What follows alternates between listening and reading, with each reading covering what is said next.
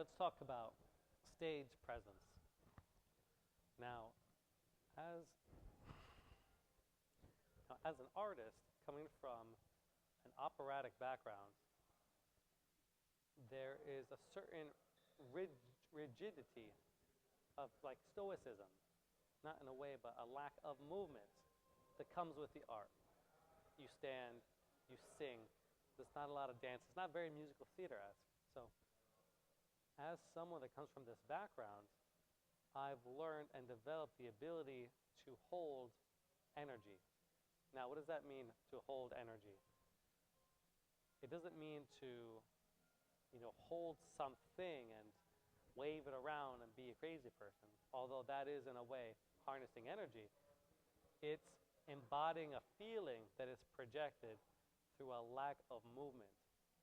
You can't see energy, but you can feel it as it radiates.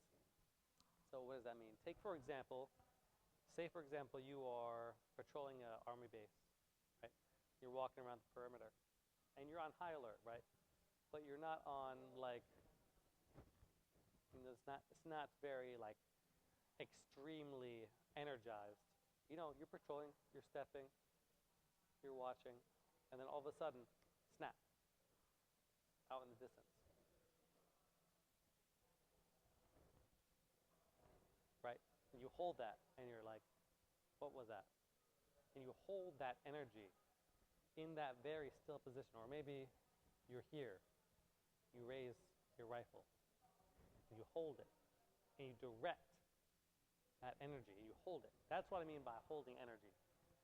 That's what I mean by holding energy. And when you're on stage, that is what is really radiated. It's less so what you do, it's how you do it, it's how you move. Oftentimes we get stage direction of, okay, now you're going to run across the stage, or now you're going to do this, now you're going to take her hand, you're going to walk out with her. The deeper aspects of that is how you do it. What is the energy that you are holding as you are doing whatever you're doing on stage, whether it is singing out to the audience over their heads, or you are speaking to character with you on stage.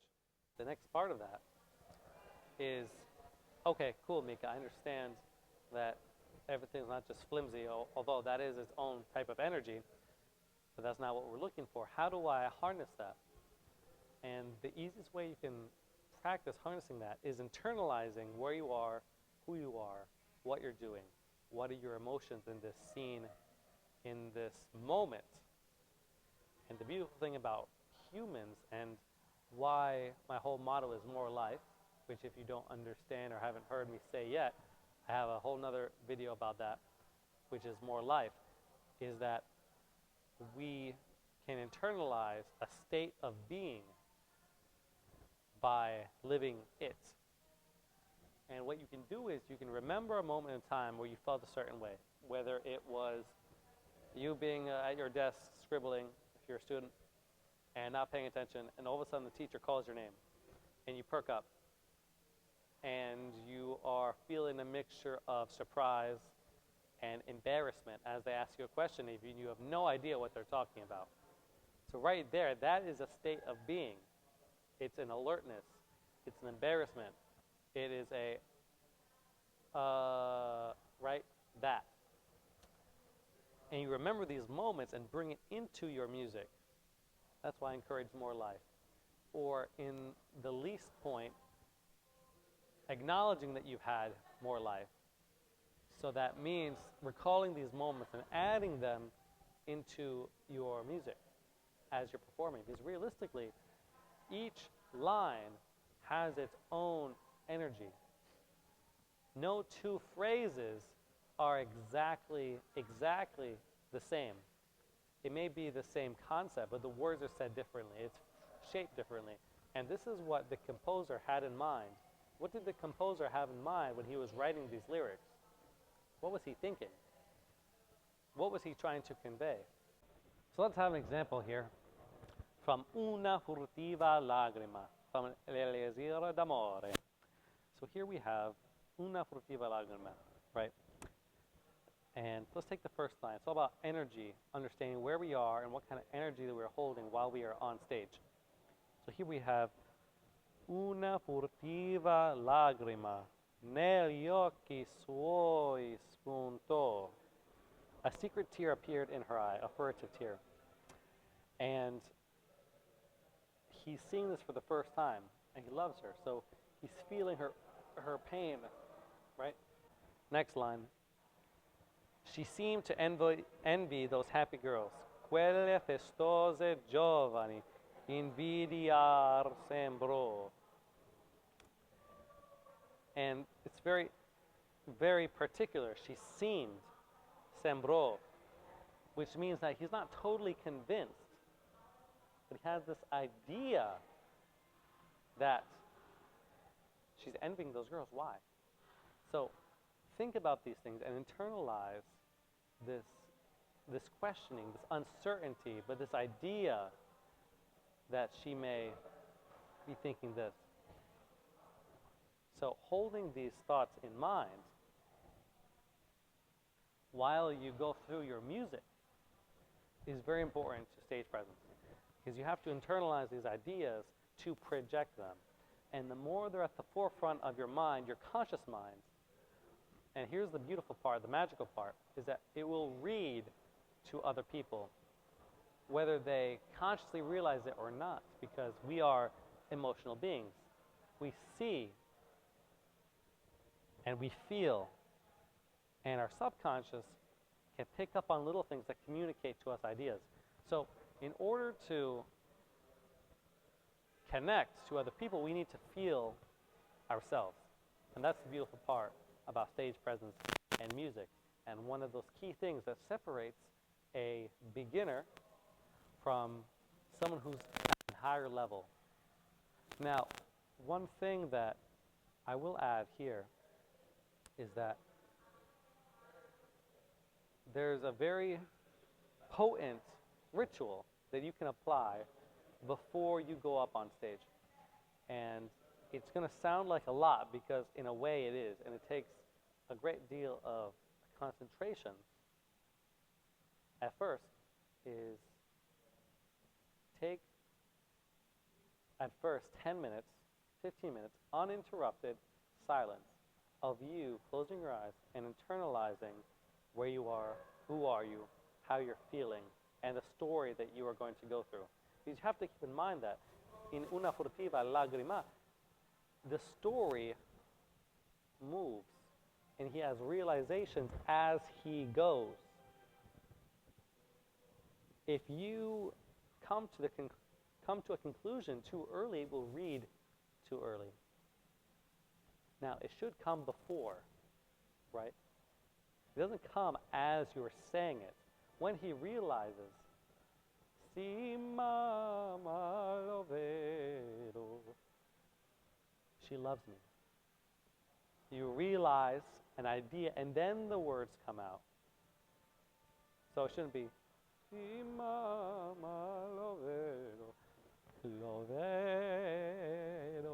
Like this, it doesn't connect. Like, why were you down when that realization already happened? That's how communication works. You realize and then you speak. So the realizations have to happen at the right time. Realistically, it happens before what you say. And you can hold that energy so when the words come out, it's communicated in the way of music. Firstly, it's communicated in the energy that you hold. Then it's communicated through the music. So take those 10, 15 minutes to just sit, internalize the story. Where are you at the beginning? Where are you at the middle? And then where are you at the end? And taking this time to meditate on the music, I think, is more, if not as important, as singing through the music correctly. It's all about layers here. And stage presence is very much so a layer that must be built upon. Music is, first we learn how to sing beautifully, right? Then we learn the art of storytelling. Other steps in between, but very simple. And to internalize and to meditate upon your music is very important. What I like to do is I like to put headphones on, and what I will do now, but what I did in the past, was listen to another artist. Now, this can be good, and also has its drawbacks, because you will internalize their story, right? And we can all have different expressions, different ideas that are conveyed throughout. And what's important is that in the future, now I should record with the story and then listen to that. Listen to it and internalize the story that I want to tell. But maybe you are right now, but before that stage, it's important for you to spend time meditating on the music and meditating on the story, where you were, where you are now, and where you were looking to go. Where you were looking to go, so the energy can shift, and then the words can come out. Because the words are a reaction of the realization. The realization can happen as you speak. Ideally, I think, personally, is that if there's a shift between phrases, which generally there is, the realization has to happen in those shifts. You have this moment, you realize, and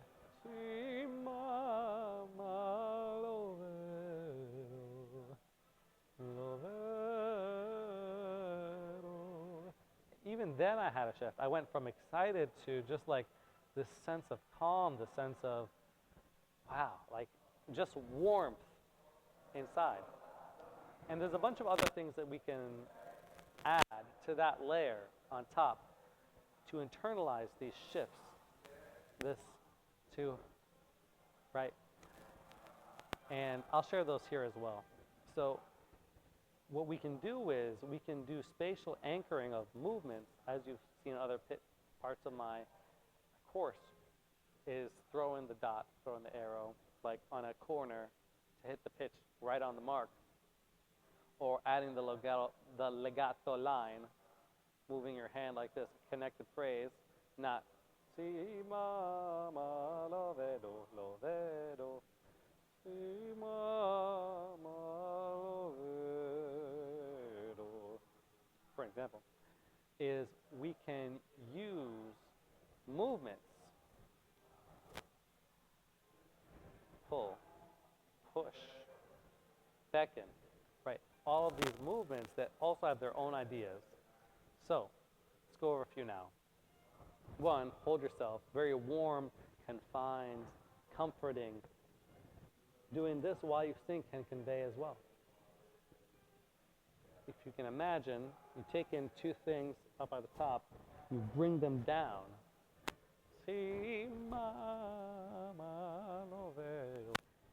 It's like here I am. It's a moment. Then you have a push something away. I utilize this in L'ultima canzone, where that song is very much so like a song of realization that she's on her new journey here, and I just have to be respectful of that. Like, remember the kisses I gave you. Tomorrow they say you're going to be married. Like, this has a lot of power to it, and it's okay. But remember the kisses I gave you. So in a way, you can interpret that two ways. You can say, remember the kisses I gave you, pull her in again. Or you can say, remember the kisses I gave you, push that away. And these movements have energy within them. You're pushing them away. Is it fast? Is it slow? Remember the kiss I gave you, like, I'm pushing you away, but I don't want to. Or the pull, you're pulling her in, or them in. Come closer. Or this beckon of hands open. I'm open to you. I'm here in this moment. Come give me a hug or whatever. Come to me. Right? So you have all these different movements that anchor the emotion and can bring it into your conscious mind without just relying on the mentality and anchoring an emotion to a memory, which I spoke about earlier. Thinking about a memory to internalize a reaction. And the stronger the emotion from more life, the more potent the energy conveyed. And what you can do is these movements, when done in practice, because you shouldn't be doing all this, well, maybe you can do a little bit. Actually, you know what? You can do a little bit. But it has to be balanced, right? You can't do this, and then the next phrase do this, and then this, and then this. It's going to be too much. But these movements will train your mind to color. And these are very much so dynamics, right? Like this can be forte, and this can be piano, or this can be piano, or mezzo forte can mean this. Like you're comforting, but it's a powerful comforting. It's a warm comforting, right? And these motions will integrate a story within your mind. So when you go up to perform, you have all these movements internalized to specific phrases, and you don't need to do them anymore while you perform because they're already internalized. And this will allow each phrase to be colored, to be shaped.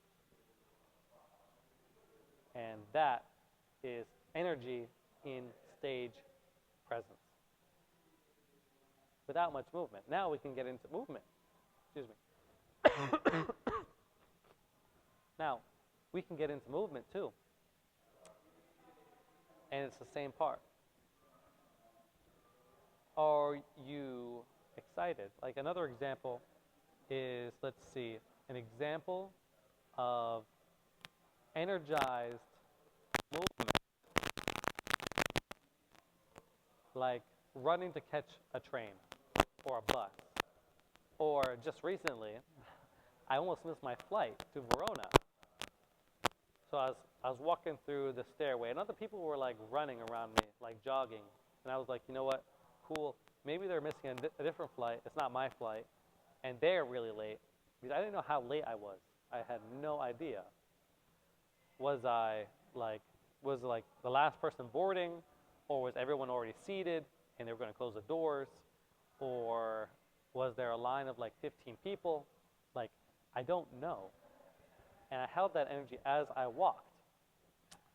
And then when I got to the gate and the gate was empty, okay, now I have a different kind of energy. Did I miss my flight? Oh, and you feel that. And then you also have the next energized movement, which is when the guy came out and did the last call and said my name. And that like sigh of relief of, okay, I did miss my flight. They're doing last call. And then he said my name, passport, whatever, punched me in, and then went out the door, and he said, out there to the left. And my gate was named like G2, no, like G25, right? So I walk out, I go to the left, and I see these symbols on the ground, but it's like J6. And I'm like, I see 3 planes. And he said, out to the left. I went to the left. There's like 2 planes there. Which plane do I go to? So I'm running around, and I run to this plane, and there's this guy out here. So I run to him, and I'm completely oblivious to everything. Like this has its own energy as well. I don't care. I'm too close to the plane, too close to the jet, whatever. I'm just running to this guy. And I run right to him. I say, hey, this is blah, blah, blah, blah, blah. And then I run onto the plane. Like, I'm not like sprinting now, but I'm carrying the energy. Now I'm not sprinting now, but I'm carrying the energy as I'm moving. So it's like a brisk walk. So all the emotion I was feeling was conveyed through my energy, and it was energized. Whereas, now, not to be confused with an excitement of movement, because I've also been Belfiore, walking out on stage with I think it was like my potential next suitor on my arm. And I was very stoic, and I was walking very calmly, very elegantly, like really, like I am a prince. And that wasn't fast movement, but it was held energy. And that was possible because I understood who I was in that moment, where I am, what I'm doing, right? So what I would beckon to you is ask yourself these questions. Meditate. There is much more, and this is why this is in the advanced room, because there is much more to performing than just singing the music. And then once we take a step deeper to energy, there's a way to coat your music with this energy. Almost 11. So, stage presence, energy, the way you sing, the way you move.